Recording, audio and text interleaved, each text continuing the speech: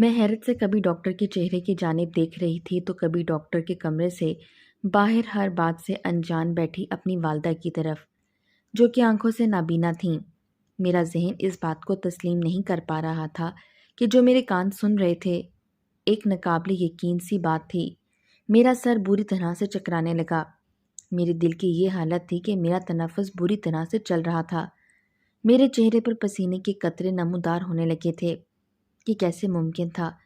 میں نے ہتھیلی سے پسینہ صاف کیا، بڑی بے یقینی سے ڈاکٹر کے ہاتھ سے رپورٹ لی اور ان کے کمرے سے باہر نکل کر اماں کا ہاتھ پکڑا اور انہیں کلینک سے باہر لے آئی۔ چند دن سے امی کی طبیعت ٹھیک نہیں تھی، جو بھی کھاتی تھیں جی متلانے لگتا تھا۔ مجھے لگا کہ ان کا ہاضمہ خراب ہو گیا ہے، اس لیے انہیں قریبی کلینک پر لے آئی، لیکن جو خبر مجھے سننے کو ملی، میرے حواس گم ہو کر رہ گئے تھے۔ مجھے ڈاکٹر نے اکیلے اپنے کمرے میں بلایا تھا۔ امی باہر کرسی پر بیٹھی تھیں۔ مجھ سے بڑی رازداری سے یہ خبر ڈاکٹر نے سنائی، کیونکہ اس عمر کی خواتین کم ہی حاملہ ہوتی تھیں۔ میں امی کا ہاتھ تھامے گم سم سی انہیں اپنے گھر لے جا رہی تھی۔ کون ہو سکتا تھا؟ ایسی گھٹیا حرکت کون کر سکتا تھا؟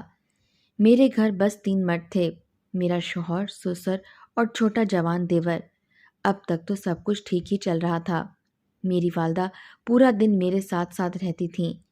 جب میں کچن میں کام کر رہی ہوتی تھی تو وہ کچن میں رکھے ٹیبل پر بیٹھ جاتی تھیں، مجھ سے باتیں کرتی رہتی تھیں۔ پورا دن گھر پر نہ میرے شوہر ہوتے تھے اور نہ ہی میرا دیور۔ سسر ہوتے تھے، بس نماز کی اوقات میں وہ مسجد چلے جاتے تھے۔ کبھی کبھی تو وہ باہر اپنے دوستوں میں بیٹھے رہتے تھے، رات کو عشاء کے بعد ہی لوٹتے تھے۔ میرے شوہر عمر کی والدہ کے انتقال کو 5 سال بیت گئے تھے۔ میرے سسر نے شادی نہیں کی تھی۔ دیور بھی میری اور میری والدہ کی بہت عزت کرتا تھا، زیادہ تر اپنے کام سے کام رکھتا تھا۔ نہ تو اس نے کبھی مجھ سے بے تکلف ہونے کی کوشش کی تھی اور نہ ہی کبھی میری والدہ سے۔ بس سلام کرنے کے علاوہ وہ بات نہیں کرتا تھا۔ میرے والد کے انتقال کو 2 سال بیت گئے تھے۔ میرے رشتے تو بہت آتے تھے، لیکن میں نے شادی کی ایک ہی شرط رکھی تھی کہ میں اپنی والدہ کو اکیلا نہیں چھوڑ سکتی۔ وہ نابینا تھیں، اکیلی گھر پر نہیں رہ سکتی تھیں۔ میں ان کی دیکھ بھال کرتی تھی، اس لیے انہیں تنہا بھی نہیں چھوڑ سکتی تھی۔ یہی وجہ تھی کہ میرا اب تک رشتہ طے نہیں ہو پا رہا تھا، کیونکہ جس گھر میں پہلے سے لڑکے کی ماں موجود ہوتی تو وہ یہ بات کیسے برداشت کر سکتی تھی کہ اس کے گھر بہو کے ساتھ اس کی ماں بھی آ کر رہنے لگے۔ اس لیے جو لوگ اس کے ساتھ شادی پر راضی ہوئے، ان کے گھر کوئی عورت بھی نہیں تھی، بس 3 مرد ہی تھے، اور ایک ان کے والد اور میرے شوہر اور اس کا چھوٹا بھائی۔ جب میں رخصت ہو کے سسرال پہنچی تو امی کے لیے ایک الگ کمرہ موجود تھا۔ میرے شوہر میری والدہ کی بہت عزت بھی کرتے تھے۔ دیور یونیورسٹی میں پڑھتا تھا، زیادہ وقت گھر سے باہر ہی رہتا تھا۔ بظاہر ایسا کچھ بھی نظر نہیں آ رہا تھا کہ میں ان لوگوں پر شک کرتی، لیکن جو رپورٹ اس وقت میرے ہاتھ میں تھی وہ مجھے کچھ اور ہی سمجھا رہی تھی۔ نہ چاہتے ہوئے بھی میری سوچ اپنے گھر میں موجود مردوں کی جانب جانے لگی۔ میں ایک بہت بڑی مصیبت میں پھنس چکی تھی۔ بے شک میرا شوہر بہت اچھا تھا، میرا اور میری ماں کا بہت خیال بھی رکھتا تھا۔ میری ماں کے ساتھ جو ہوا تھا، اگر یہ بات میں سسرال میں پوچھتی تو یقیناً ماں کے ساتھ مجھے بھی گھر سے باہر کر دیا جاتا۔ میں بہت پریشان تھی۔ جب گھر پہنچی، امی کو بھی کچھ نہیں بتایا۔ انہیں جیسے ہی خبر سناتی، ان کا تو شاید یہ سن کر ہی بی پی ہائی ہو جاتا۔ وہ پہلے ہی بلڈ پریشر کی مریضہ تھیں۔ میرا ذہن بالکل معاف ہو چکا تھا۔ کس پر شک کرتی؟ کون تھا جو ایسی گھٹیا حرکت کر رہا تھا؟ گھر پہنچ کر چکراتے سر کے ساتھ میں اپنی ماں کے کمرے میں ہی ان کے ساتھ بیٹھ گئی۔ کیا بات ہے بیٹا؟ کب سے چپ ہو کر بیٹھی ہو؟ کیا کہا ڈاکٹر نے؟ اماں نے مجھ سے پوچھا، کیونکہ میں بہت باتونی قسم کی لڑکی تھی، ہر وقت باتیں کرتی رہتی تھی، لیکن آج تو جیسے میری بولتی ہی بند ہو چکی تھی۔ ہاں کچھ نہیں اماں، ڈاکٹر نے دوا دی ہے، آپ ٹھیک ہو جائیں گی۔ اماں آپ آرام کریں۔ یہ کہہ کر میں نے اماں کو ان کے بیڈ پہ لٹا دیا اور خود کچن میں آ کر کھانا تیار کرتے ہوئے بھی میرا ذہن مسلسل اپنی والدہ کی طرف تھا۔ وہ آنکھوں سے نہیں دیکھ سکتی تھیں، پر محسوس تو کر سکتی تھی نا کہ کوئی ان کے قریب آتا ہے۔ کون ہو سکتا ہے؟ میرا سسر یا پھر میرا دیور؟ میرے دماغ کے تناؤ کھینچنے لگے، میرا سر بری طرح سے چکرانے لگا۔ مجھے کوئی بھی راز سچائی نہیں دے رہا تھا کیا کروں، کس سے بات کروں؟ شوہر اپنے والد اور بھائی کے بارے میں کبھی بھی ایسی بات برداشت نہیں کریں گے، اور امی سے کیسے بات کروں؟ کیسے بتاؤں انہیں؟ جب عمر آفس سے واپس آئے، میرے لیے گلاب کے پھول کے گجرے لائے، لیکن میں مسکرا بھی نہ سکی۔ میں جس مصیبت سے گزر رہی تھی وہ میرے لیے ناقابل برداشت سی تھی۔ مجھے چپ دیکھ کر عمر مجھ سے کہنے لگے، کیا ہوا؟ چپ کیوں ہو؟ طبیعت تو ٹھیک ہے نا تمہاری؟ میں کیا جواب دیتی؟ میں نے کہا کہ میرے سر میں درد ہے۔ کہنے لگے، کھانا کھا لو پھر دوائی لے لینا۔ میں سوچ رہا تھا کہ کھانے کے بعد لانگ ڈرائیو پر جائیں گے، لیکن تمہاری طبیعت ٹھیک نہیں ہے، اس لیے تم آرام کرو۔ کھانا کھا کر میں اپنے کمرے میں آ گئی۔ امی کی رپورٹس الماری میں چھپا دیں۔ میں یہ جاننا چاہتی تھی کہ آخر امی کے کمرے میں آتا کون ہے۔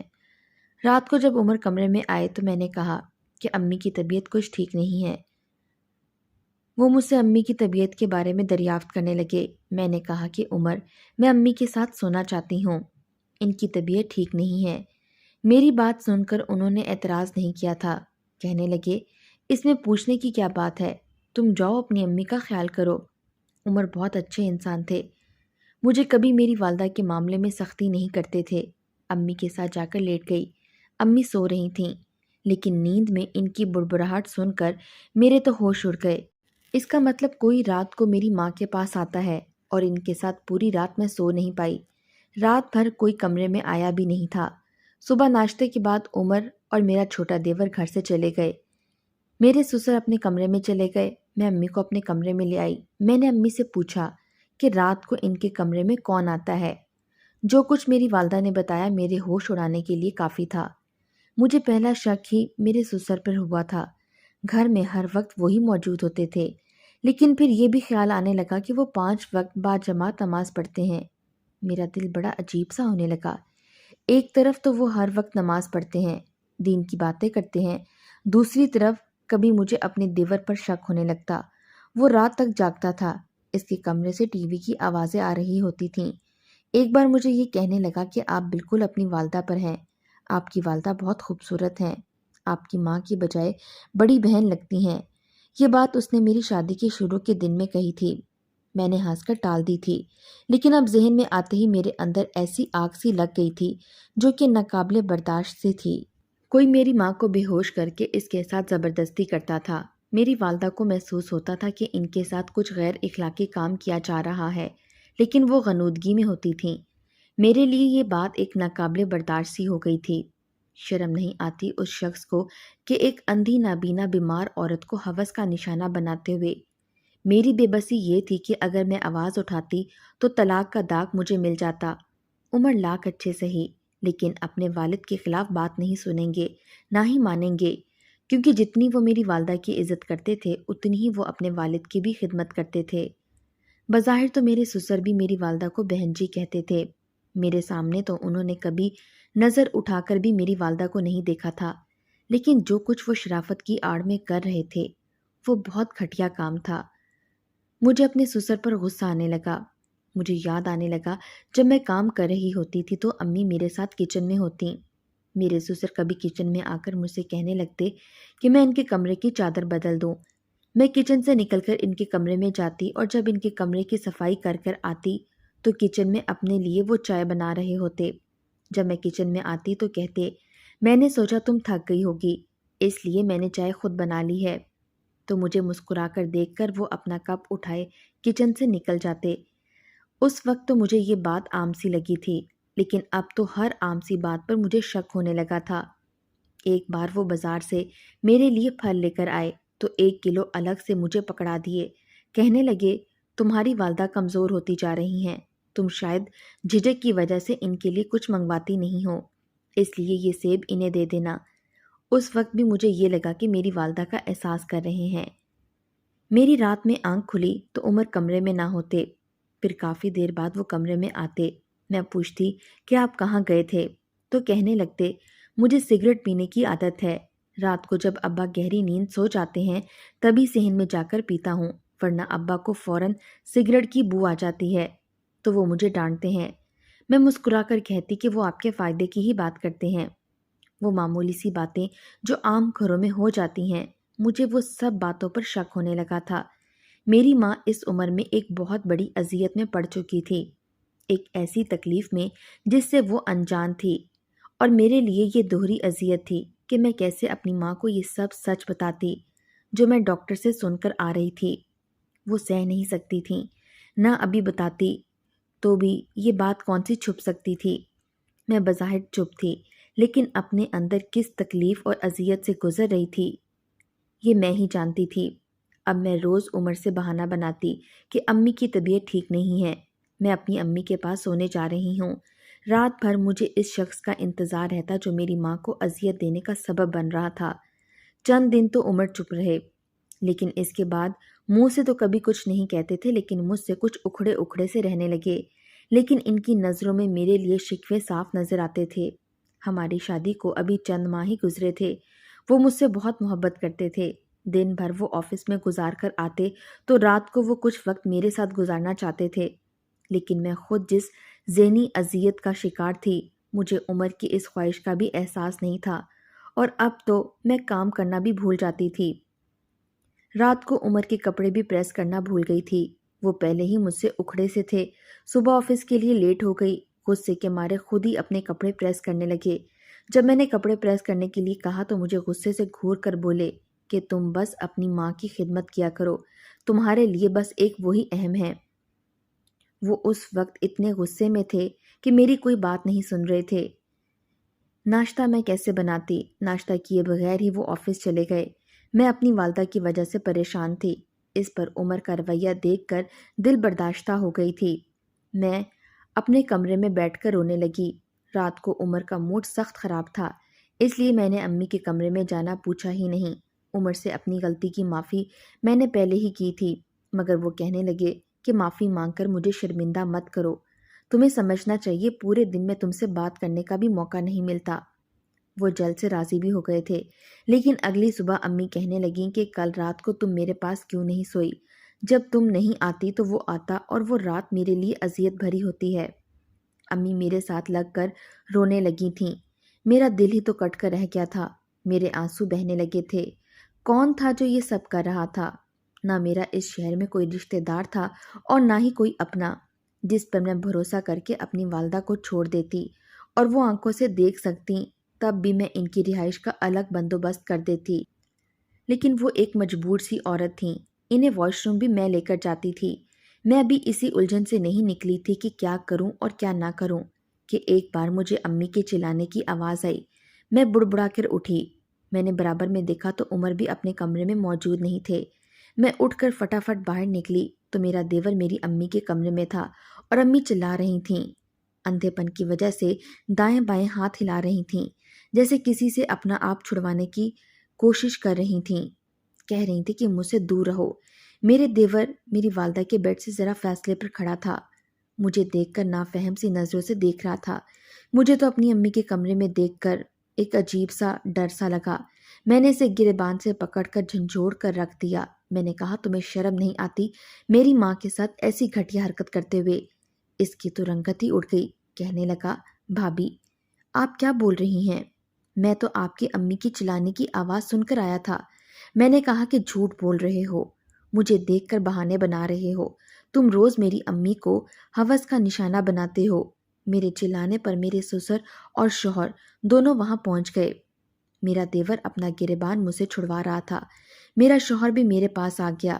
میرا دیور بھی اس وقت غصے سے بفر گیا۔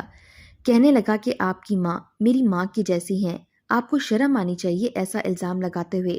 میں تو سو رہا تھا، آپ کی والدہ کے چلانے کی آواز سنی تو بھاگا ہوا چلا آیا۔ ابھی میں ان سے پوچھ ہی رہا تھا کہ انہیں کیا ہوا ہے کہ آپ آ گئیں۔ میں نے کہا کہ تم جھوٹ بول رہے ہو۔ میرے شوہر نے میرے ہاتھ سے دیور کا گریبان چھڑوایا اور مجھ پر بھڑک اٹھے۔ کہنے لگے کہ تم نے اتنی رات کو کیا تماشا لگا رکھا ہے؟ رات کے اس پہر تم چلا رہی ہو، آس پاس کے پڑوسی کیا سوچیں گے ہمارے بارے میں؟ میں عمر کی بات کو نظر انداز کر کے کہنے لگی کہ ارمان اچھا لڑکا نہیں ہے، یہ روز رات کو میری ماں کو بے ہوش کر کے ان کے ساتھ۔ میری بات ابھی یہیں تک پہنچی تھی کہ ایک تھپڑ میرے منہ پر بہت زور سے لگا۔ میں دور جا کر گری۔ کیا بکواس کر رہی ہو تم؟ جو تمہارے منہ میں آئے گا تم بول دو گی؟ تم ہوتی کون ہو میرے بھائی پر الزام لگانے والی؟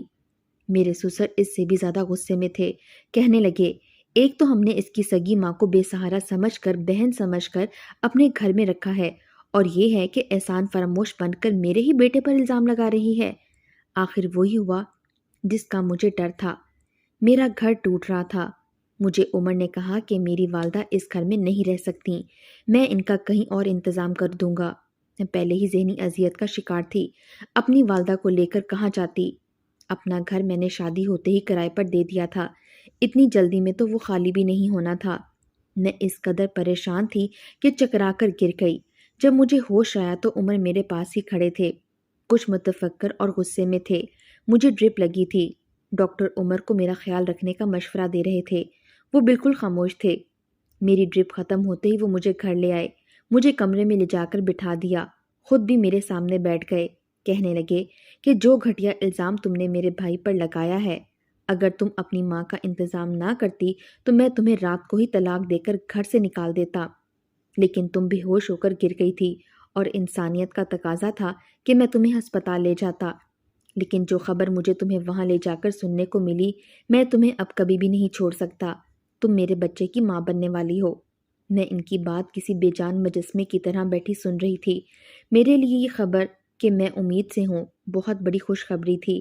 لیکن جن حالات سے مجھے گزرنا پڑ رہا تھا، مجھے سمجھ نہیں آ رہا تھا کہ مجھے خوش ہونا چاہیے یا رونا چاہیے. میرے آنسو بہنے لگے.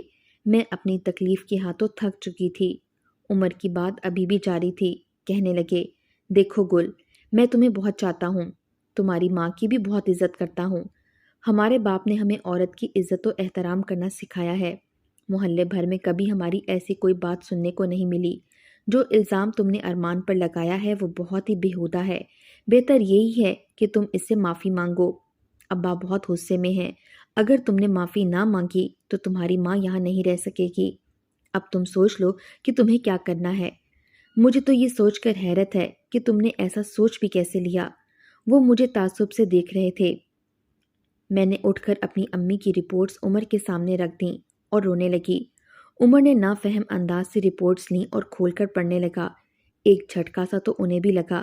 وہ بار بار رپورٹس پڑھنے لگے. میں ہچکیوں سے رونے لگی. میں نے کہا کہ اسے پڑھ کر مجھے کیا سوچنا چاہیے عمر؟ میری ماں چند ماہ سے یہاں میرے ساتھ اسی گھر میں رہ رہی ہیں، اور رات کو کوئی انہیں نشے کی دعا سنگھا کر نیم بے ہوش کر دیتا ہے.